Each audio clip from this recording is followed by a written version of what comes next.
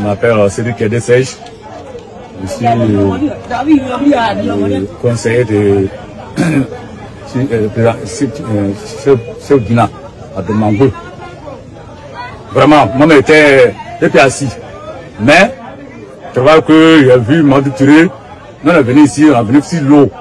On a parti de l'eau et puis on est venu ici. Depuis ça fait au moins 20 ans que on ne va pas camion aussi, il n'y a pas de ici, il n'y a rien, il n'y a pas route même.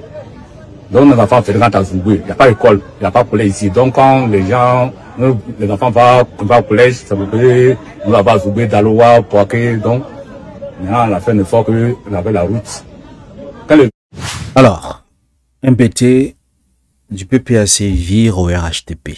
Qu'est-ce qui s'est passé? Qu'est-ce qui ne va pas? Qu'est-ce qui n'a pas marché? Nous allons suivre, n'est-ce pas, l'intervention de ce militant, disons de l'ex-militant du PPAC qui a viré au RHTP. Pourquoi est-ce qu'il est parti? Pourquoi est-ce qu'il a laissé le PPACI? Pourquoi est-ce qu'il a choisi de rejoindre le RHTP? Doit-on commencer à croire que maintenant, les gens peuvent adhérer au parti politique conviction sans toutefois être stigmatisés par son entourage? Parce que nous savons tous, en Afrique, la majorité des gens, ils s'allient au parti politique, ce n'est pas par conviction politique, ce n'est pas par conviction idéologique, mais plutôt par appartenance ethnique. Vous êtes du Nord, vous êtes obligé de rejoindre le RHTP, vous êtes, n'est-ce pas, du Sud, vous êtes obligé de rejoindre telle personne, vous êtes, si vous êtes bêté, vous êtes obligé de vous rallier à Laurent Gbagbo, sinon vous êtes un traître. Est-ce que sommes-nous, n'est-ce pas, en train de voir une révolution dans ces secteurs-là? Nous allons suivre dans l'intervention de ce BT qui a viré au RHTP. Quelles sont ses raisons? On en revient juste après. Je m'appelle Cédric Kedesej. Je suis conseiller de chef Guina à Demangou. Vraiment, moi j'étais assis.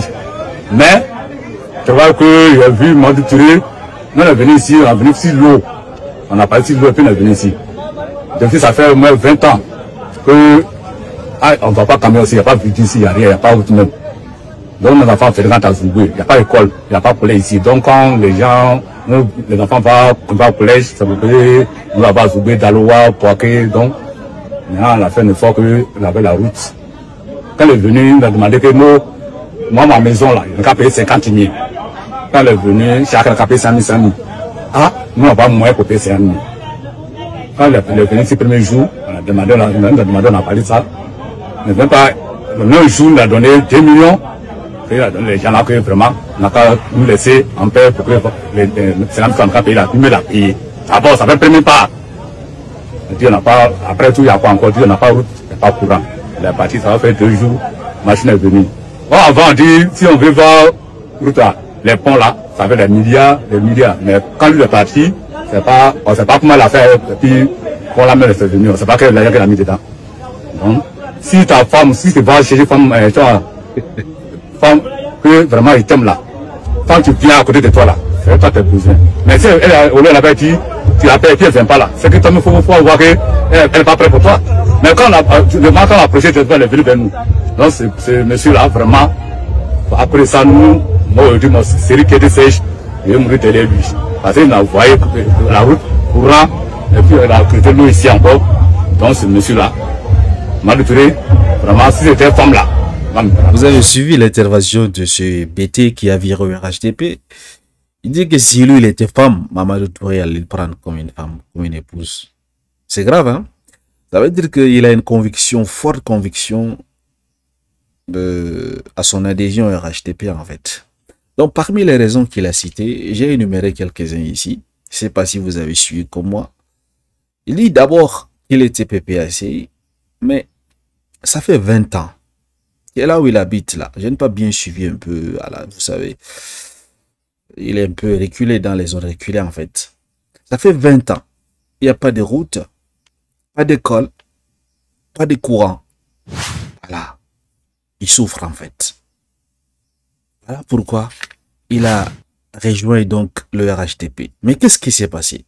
En fait, le vice-porte-parole du gouvernement, Mamadou Touré, dont le ministre de la Jeunesse, a fait un tour dans son village, dans son secteur en fait. Donc, c'est comme si apparemment il était dans les problèmes concernant les trucs de maison, toutes ces choses. On les a demandé de l'argent. Il n'en avait pas en fait. 5 000, 50 000, il n'en avait pas. D'abord, Mamadou Touré a enlevé 2 millions, a fait ses gestes. Il a résolu son problème concernant l'affaire de maison. Parce qu'il allait être jeté dehors. Ensuite, il a dit qu'il n'y a pas d'électricité, il n'y a pas de route, il n'y a pas de courant. Donc, ce que vous voyez là, la machine-ci, le Caterpillar-ci, Mamadou Touré, à un temps de mouvement, a fait venir cela et puis ils ont eu des ponts. Il a désenclavé donc la zone. Et puis, ils ont eu le courant, ils ont eu de l'eau. Il dit donc voilà ces raisons pourquoi est-ce qu'il a quitté l'espace du PPACI pour rejoindre le RHDP. Voilà donc ces raisons. Il est convaincu que le RHDP va changer la vie de la localité. Alors, chers amis, est-ce une bonne chose?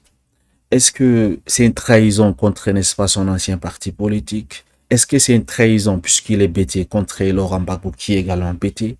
Ou bien c'est juste une conviction politique? J'aimerais que les mentalités évoluent en Afrique en fait. Il ne faut pas qu'aujourd'hui que lorsqu'une personne vire vers une autre parti politique, on le traite d'espion, de traître, de ceci, de cela en fait. Non. Il faut changer ses langages. Je vois des gens écrire ici, il ne sait pas s'exprimer, le restaurant est là en fait. Qu'est-ce que l'expression d'une personne à avoir avec n'est-ce pas, ses convictions? C'est pas parce qu'il n'est pas allé à l'école, je me dis, il n'est pas bon. Peut-être il a fait trop d'école. En plus, il est âgé lorsque vous voyez, il est âgé. Donc du coup, peut-être en son temps, c'était pas aller à l'école, c'était pas facile. Vous savez, il est âgé, il peut avoir la 60 ans. Et c'est un père de famille. Donc venir le saboter parce qu'il s'exprime bien en français, c'est pas parce qu'on s'exprime bien en français qu'on réfléchit très bien. Beaucoup de gens s'expriment très bien en français, mais on les voit tout le temps sur l'étoile, partout lorsqu'ils prennent la parole. Qu'est-ce qui sort de leur bouche? Si ce n'est que la sauvagerie et des insultes, des injures. Donc c'est pour vous dire, l'école n'a rien à voir avec la capacité d'une personne à réfléchir. Vous pouvez trouver une personne au village, mais il sait ce qu'il veut en fait. Il sait qu'est-ce qui est bien pour lui en fait. Il le sait en fait. Donc ne croyez pas que parce que vous vous exprimez très bien dans la langue du Senghor, autant pour moi dans la langue, n'est-ce pas, de Molière, et vous êtes plus intelligent que les gens qui vivent, n'est-ce pas, au village. Rassurez-vous, détrompez-vous, c'est pas le cas. Si d'autres gens l'accusent, n'est-ce pas, de rejoindre le restaurant, peut-être je me dis, il sait même pas c'est quoi le restaurant. Il sait même pas que dans la capitale, les gens rejoignent, n'est-ce pas, les autres partis politiques, c'est pour, n'est-ce pas, aller manger en fait, c'est pour leur vendre. Mais non. Lui, il a d'abord vu les preuves. Il a vu qu'on lui a apporté l'électricité, le courant, toutes ces choses. Voilà. Et beaucoup de gens diront que, n'est-ce pas, le travail du gouvernement de faire cela? Est-ce qu'ils ont besoin, n'est-ce pas, de rallier notre parti politique pour là? Mais sauf que le problème, il dit que ce n'est pas maintenant que ça a commencé. Ça fait 20 ans. Donc du coup, c'est depuis les années 2000, 2005. Je ne sais pas pourquoi est-ce que les gens l'insultent, ils ne connaissent pas parler le français.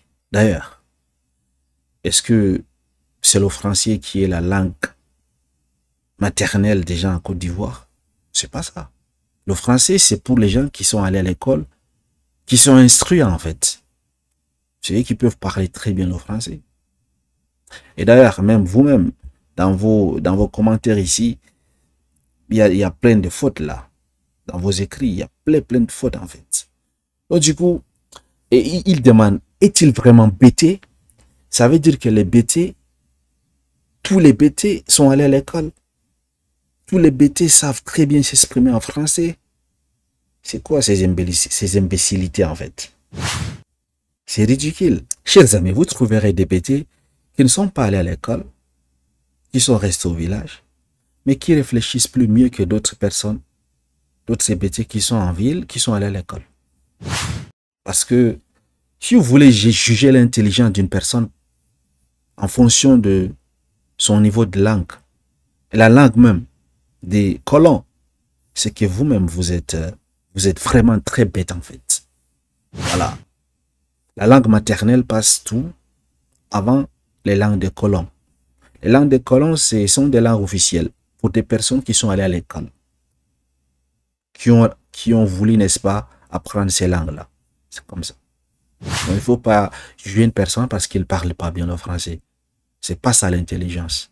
Soyez intelligent en fait. Mathias Assi nous dit, c'est bien Bouki. Non, et tu te prends pour un Ivoirien, je suis un vrai Atier. Et ce n'est pas à négocier. Vous soi-disant Ivoirien par procuration, Mamadou Touré est bien guinéen, non? Voilà un autre xénophobe. Un Ivoirien dans son pays, tu le traites d'un étranger. C'est quoi ça? Koulibaly, il nous dit ceci. Les gens sont couchés dans leur salon, ils disent de n'importe quoi sur les réseaux sociaux, alors que la réalité se trouve dans les villages. Aujourd'hui, Alassane Ouattara a pris le cœur des villageois partout. Tu passes, tu vois le développement du centre au nord, de l'ouest à l'est et au sud. Tous les parents sont heureux du président Alassane Ouattara grâce au développement qu'il a apporté, même s'il y a des haineux qui ne savent pas pourquoi ils ne l'aiment pas. Mais les plus conscients ont vraiment pris conscience. Longue vie à Alassane Ouattara. Mais lorsqu'il dit tous les villageois sont contents d'Alassane Ouattara, moi je ne suis pas d'accord avec lui. C'est vrai qu'il travaille, c'est vrai qu'il fait de son mieux en fait par rapport au précédent régime, mais personne ne peut faire l'unanimité en fait. Voilà. On peut bien vous aimer, mais pas à 100%. Bêter avec affaire de femmes, c'est une longue histoire. Ça, c'est Ivar qui nous dit cela. Ah, Bonnie Côte d'Ivoire nous dit, il n'y a pas de travail dans le pays là. Donc, si quelqu'un a eu l'occasion de m'appeler, un politicien, il prend son dieu et il se casse. Le reste, c'est à vous de voir. En fait, ce que Bonnie Côte d'Ivoire veut nous dire ici, c'est que lorsque vous avez l'occasion de manger l'argent des politiciens, servez-vous en fait. Ne voyez pas que tel est de tel parti politique. Non, non, non, non. S'ils viennent, montrez que vous êtes avec eux, puis mangez leur argent. Il dit que c'est ce que l'Ovier s'y a fait. Moi, je pense pas. Je crois pas, en fait. Parce que lorsque je l'écoute, il est sincère, en fait. Quand une personne parle avec sincérité, il parle avec son cœur. Vous l'écoutez, en fait. C'est clair, en fait. Vous le ressentez. Bon. Vu qu'il est au village, il n'a pas cet esprit, n'est-ce pas, de malhonnêteté. Il est une personne intègre, malgré qu'il n'a pas fait l'école, malgré qu'il voulait insulter. Il sait ce qu'il veut en fait et il est intelligent. Voilà. Et je vous assure, ce sont des personnes qui sont au village, qui sont les plus fidèles à leurs convictions dans les partis politiques. Je vous assure. Les vieux au village, c'est très difficile de les faire virer vers un autre parti politique si ça ne vient pas de leur cœur. C'est très difficile. Même si vous les donnez quoi, en fait. Ils sont très, très, très conservateurs. Donc, ne pensez pas que vous pouvez aller dans les villages comme ça facilement. Et puis, vous essayez de détourner les gens comme ça. Non. Il faut d'abord faire vos preuves avant que ces personnes choisissent de vous suivre. C'est comme ça que ça marche. Voilà. Chers amis, dites-moi, qu'en pensez-vous donc de la sortie, n'est-ce pas, de ce BT du PPACI vers le RHDP? Doit-on considérer cela comme étant de la trahison envers, n'est-ce pas, le peuple BT? Ou bien doit-on normaliser le fait qu'une personne, qu'un Ivoirien, peu importe, n'est-ce pas, son ethnie, sa région, puisse choisir aisément et simplement son parti politique sans être stigmatisé par ses siens, par, n'est-ce pas, son entourage? Merci de m'avoir suivi. Excellente soirée à vous. Très bientôt.